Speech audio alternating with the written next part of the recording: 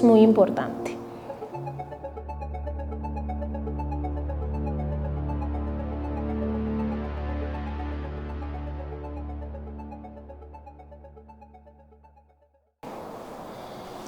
Aquí lo puse aparte, porque aunque, como les dije ahorita, cuando estaba hablando del autismo, ya para nosotros Asperger está dentro del espectro. El síndrome de Asperger, que si el autismo es del 80, este es muchísimo más adelantado, o sea, tiene mucho menos años de investigación, aproximadamente 20, 25 años. El Asperger es el autismo de alto funcionamiento, donde la mayoría de los signos que nosotros estamos esperando en una persona con TEA no los tiene.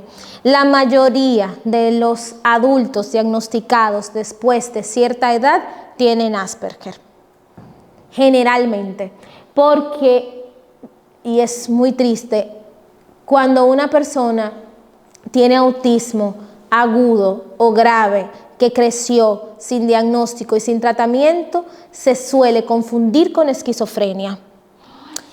Se les medica, se les trabaja como esquizofrenia y no tienen esquizofrenia. Y ustedes no se imaginan el daño neurológico que le hace a una persona con autismo tomar medicación para esquizofrenia, porque son dos cosas enormemente diferentes. Es como si tú a una persona con cáncer le dieras ibuprofeno. ¿Le va a hacer algo? No, nada. O al revés. Yo diría que el ejemplo es al revés.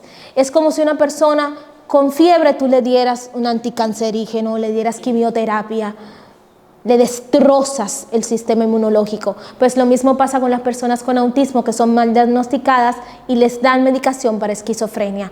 Le daña el funcionamiento neurológico y lamentablemente ahí no hay vuelta atrás. Lo que se modifica en el cerebro con medicación es difícil de regenerar.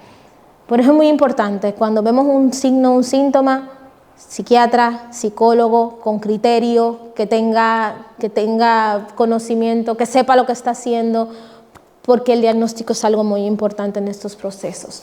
Las personas con síndrome de Asperger, generalmente niños, adolescentes y adultos que son diagnosticados, tienen algunos signos, pero son un poquito más funcionales que una persona que tiene otros temas dentro del mismo espectro. Por ejemplo, una persona con síndrome de Asperger puede ser que tenga problemas de socialización, pero no tan marcados.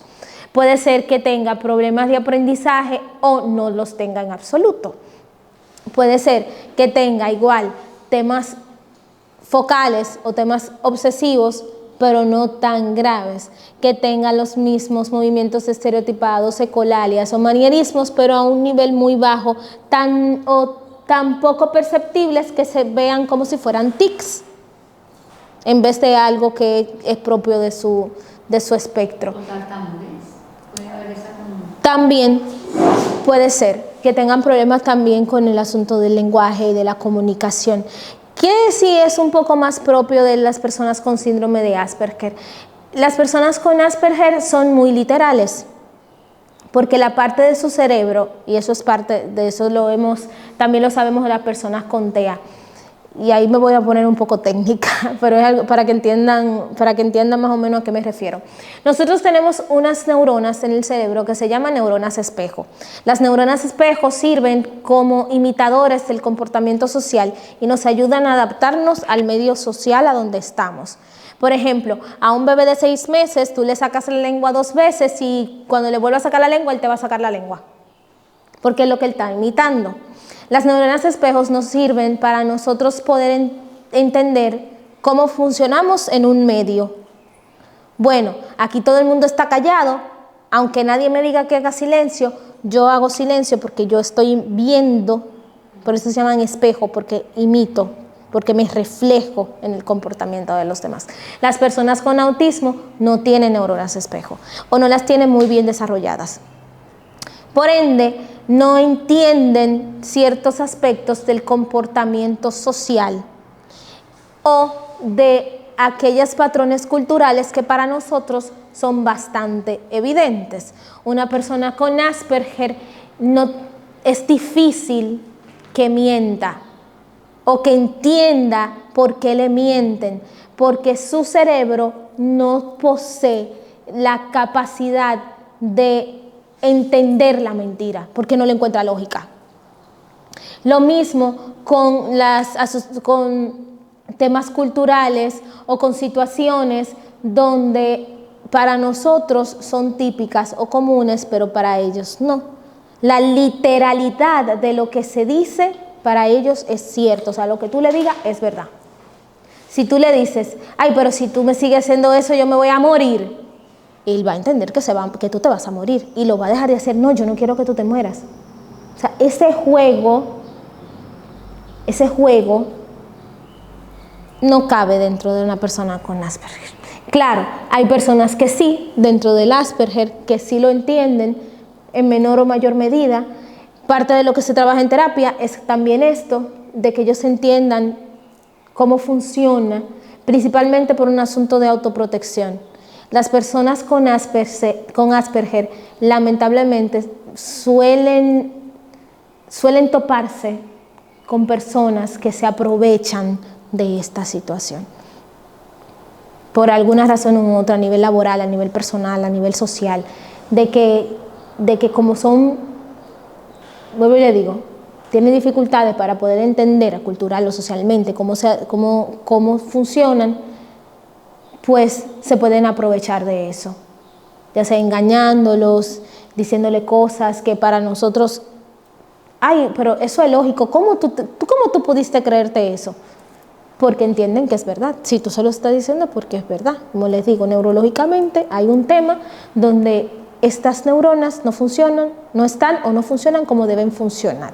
Por ende, pues parte de lo que se trabaja en terapia con ellos, y es algo que debemos enseñarle, es esto, el sarcasmo, la hipocresía, que nosotros decimos, ay, pero ¿y por qué yo tengo que enseñarle eso si eso no son cosas buenas? La mentira, el sarcasmo, la hipocresía, no para que lo hagan, sino para que sepan identificarlo y se cuiden de alguien que se los quiera hacer.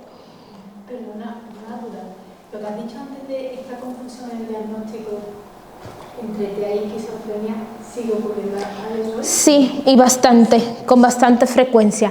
¿Por qué? Porque las personas que tienen autismo agudo y grave, autismo tiene cinco niveles, y los que están en los niveles más graves tienen comportamientos que se pueden confundir con esquizofrenia, ya sea en el comportamiento, en la forma del habla, pero son, como digo, dos universos diferentes. Por ejemplo, una persona que tiene autismo no verbal no habla, o te repite sonidos, que es lo que nosotros llamamos ecolalia, pero una persona con esquizofrenia tiene alucinaciones y tiene, por ejemplo, la desorganizada que nosotros le llamamos verborrea. La verborrea es una gente que te habla cosas sin sentido, pero habla. Una persona con autismo no verbal no habla, o lo poco que habla te hace sonidos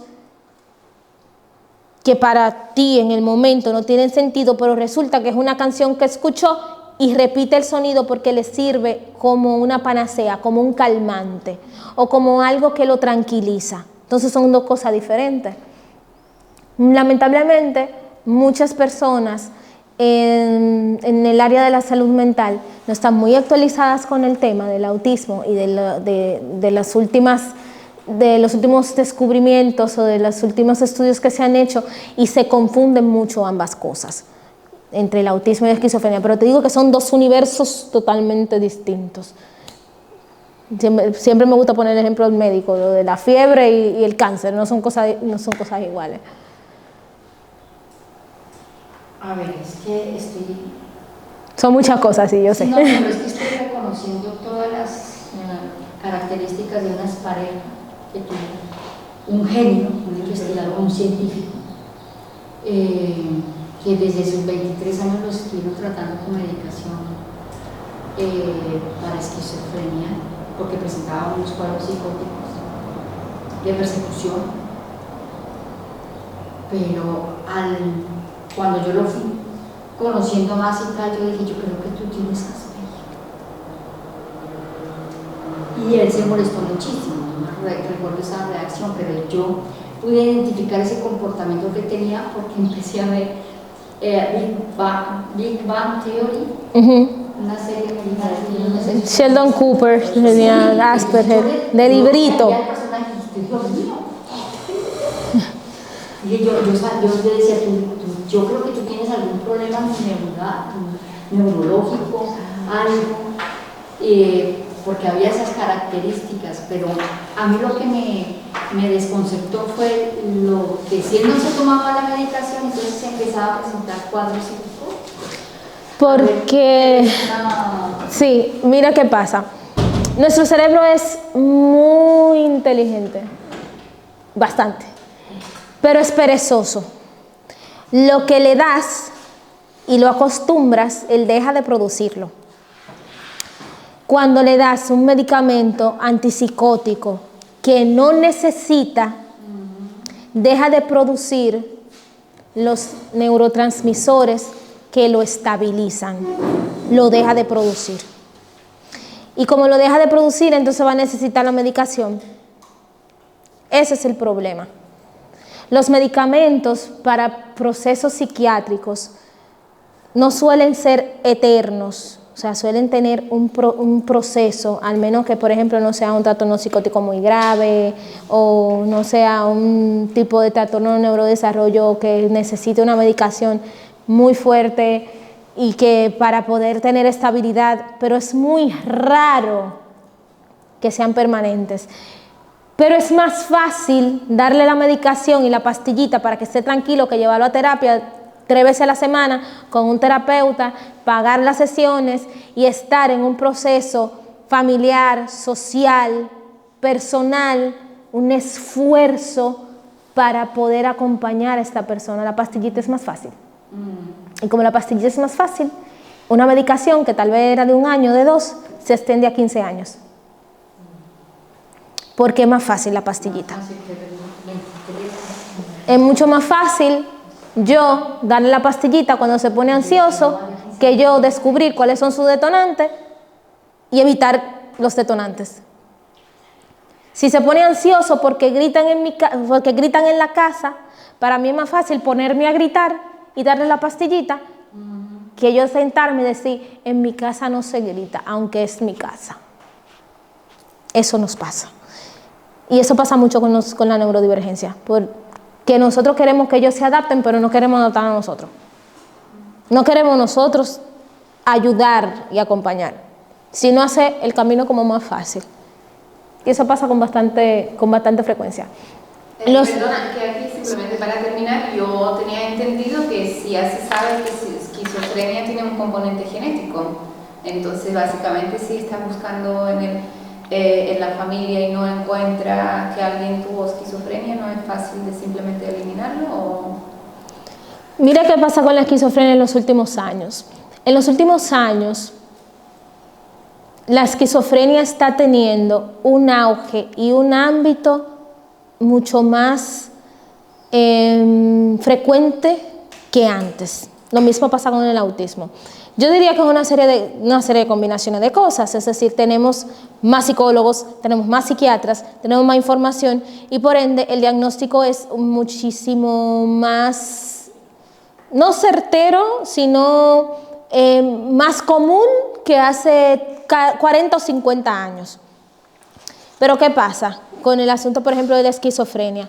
Que generalmente cuando alguien va, no sé aquí en España, voy a hablar en mi contexto en Latinoamérica, cuando alguien va con un paciente con esquizofrenia es porque está en una crisis. Ellos no te comienzan a observar desde el previo, el periodo de meseta. El periodo de meseta es el periodo cuando está tranquilo, pero comienza a mostrarte signos antes de el debut. El debut es cuando te hace la primera crisis.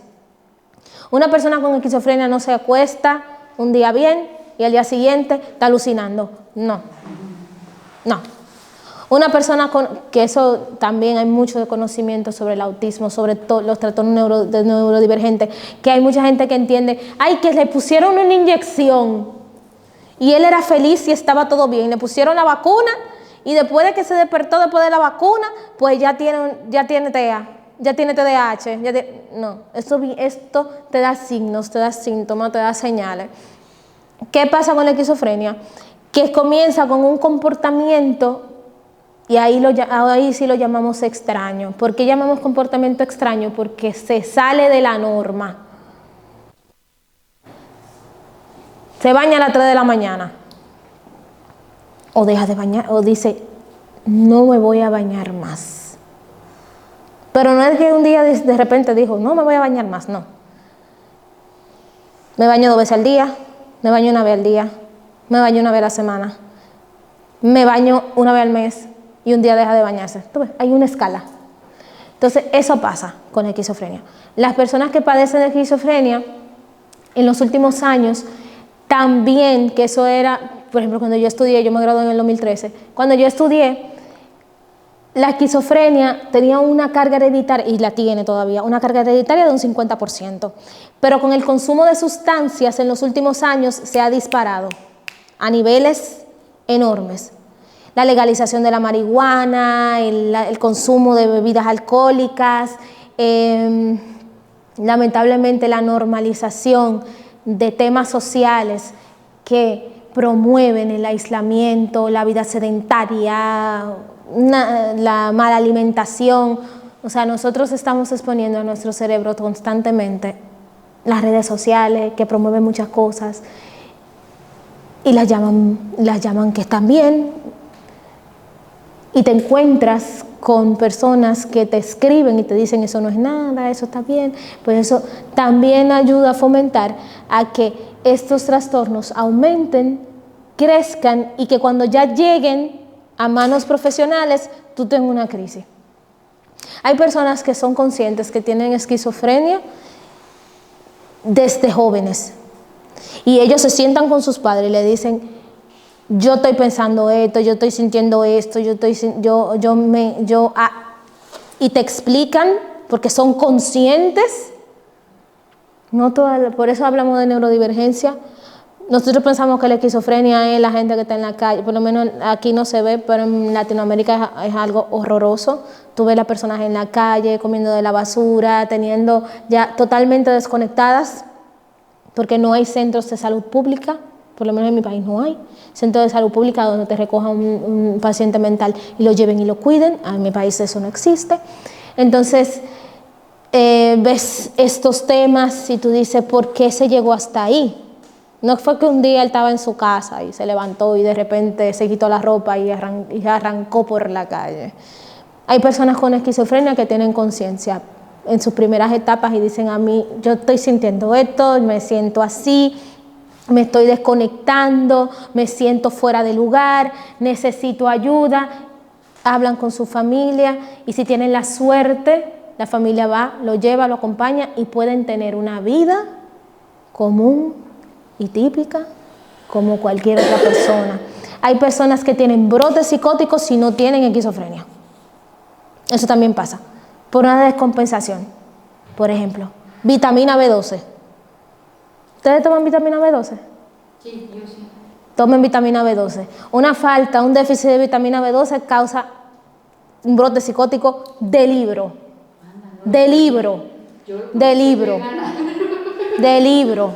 Un brote psicótico de libro, con toda la sintomatología enterecita, toda. Y lo llevan al psiquiatra, sí, tiene esquizofrenia, y sí tiene esquizofrenia, y hay que medicarlo.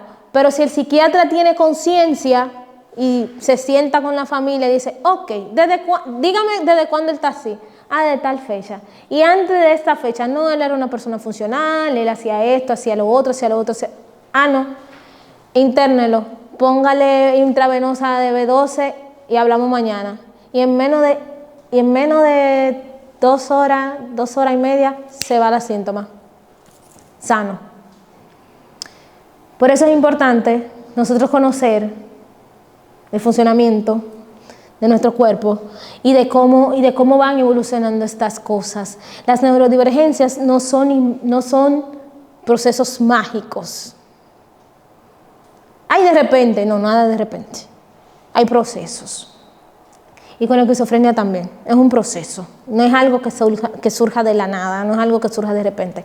Hay signos, hay síntomas desde la niñez. Ahora, ¿qué sí es, por ejemplo, qué sí te puedo decir que es nuevo dentro del ámbito? Y es preocupante.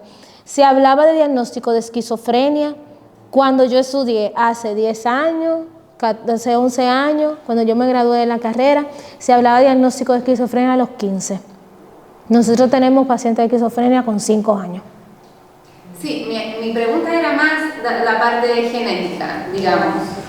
Entonces, yo tengo entendido si alguien de uno de los padres tiene esquizofrenia y luego te viene niño con ciertos síntomas, pues es muy probable que vas a decir, bueno, 50%. hay un componente genético. Mi pregunta era al revés.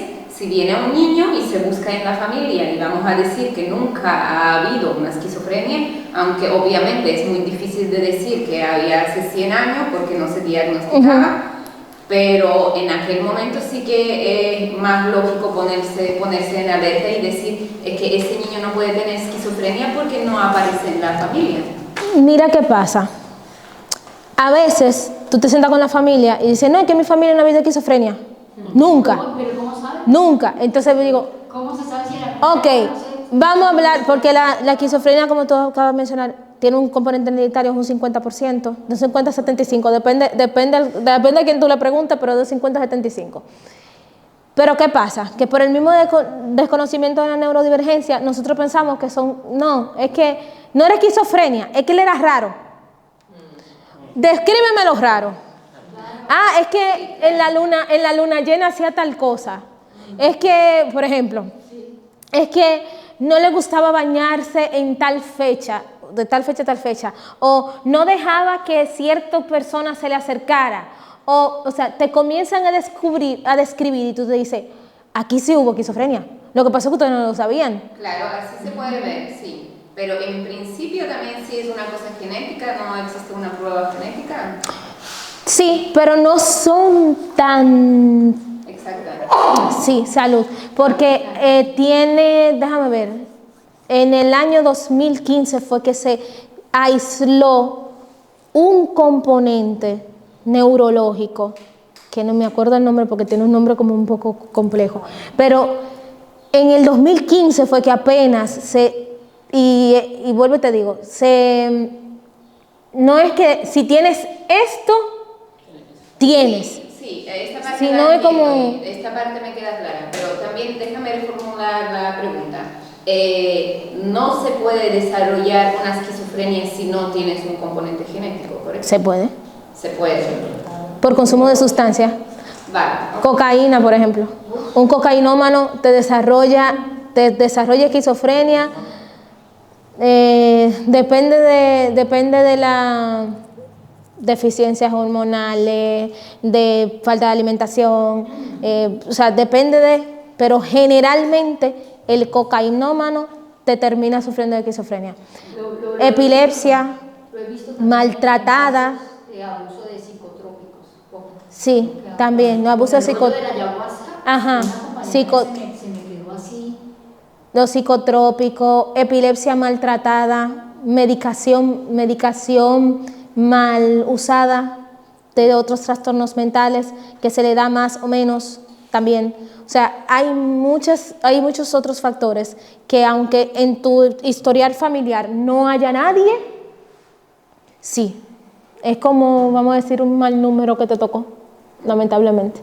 A diferencia del autismo, donde no tenemos todavía, 2024, no tenemos un factor que nos diga por qué.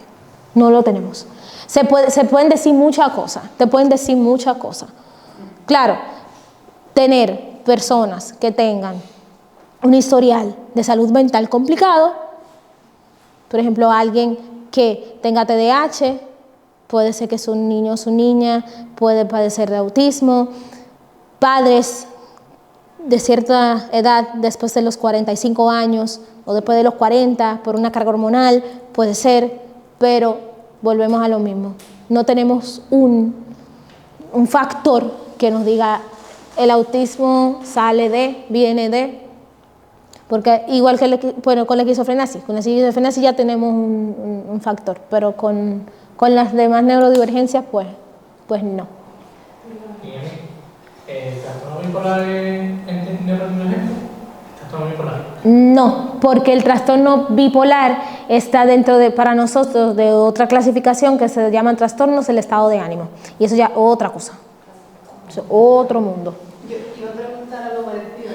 ¿La esquizofrenia es neurodivergencia? No, porque los trastornos psicóticos es otra cosa. Y los trastornos psicóticos sí son considerados enfermedades. Vale. Ahí sí. Pero igual no tienen cura. O sea, tienen cura en el sentido de que si te bebiste la pastilla te sanaste. No. Una persona con esquizofrenia es enseñarle a vivir con ella, saber cuáles son sus detonantes, y cómo puede tener una estabilidad física, mental, social. Pero no es una neurodivergencia. Aunque hay un movimiento que trata de incluirla como neurodivergencia, pero la diferencia entre una neurodivergencia y un trastorno mental, que eso son cosas diferentes. La neurodivergencia es un cerebro que funciona de manera distinta. Tú me dirás, Liz, pero la esquizofrenia también es un cerebro que funciona de manera... No, porque la estructura física, neurológica de una persona con esquizofrenia es diferente. Entonces tú le haces un electroencefalograma a una persona con autismo y a una persona con esquizofrenia y el cerebro es totalmente diferente. Se ve diferente. La estructura es diferente. O sea, ya es otra forma. Pero eso tampoco implica que una persona con esquizofrenia no pueda tener una vida plena si se le acompaña, si se le conduce.